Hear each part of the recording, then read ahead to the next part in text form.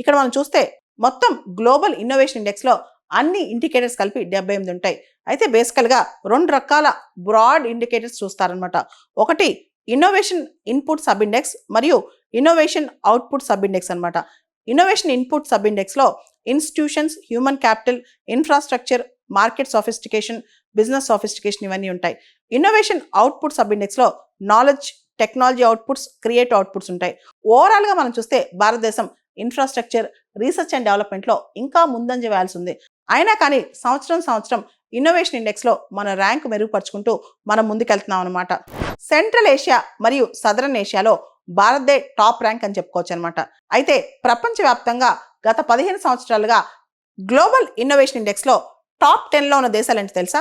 మొదటి ర్యాంక్లో స్విట్జర్లాండ్ ఉంది, 2వ ర్యాంక్లో స్వీడన్ ఉంది, 3వ ర్యాంక్లో అమెరికా, 4వ ర్యాంక్లో సౌత్ కొరియా, 5వ ర్యాంక్లో సింగపూర్, 6వ స్థానంలో యూకే, 7వ స్థానంలో ఫిన్లాండ్, 8వ స్థానంలో నెదర్లాండ్స్, 9వ స్థానంలో డెన్మార్క్, 10వ స్థానంలో చైనా ఉన్నాయి. సో మనం చూస్తే టాప్ 10 కంట్రీస్లో ఏ దేశాలు అయితే టెక్నాలజికల్గా ముందున్నాయో ఆ దేశాలన్నీ కూడా టాప్ 10లో ఉన్నాయి. త్వరలో మన దేశం కూడా టాప్ 10 లీగ్లో జాయిన్ అవుద్దని ఆశిద్దాం.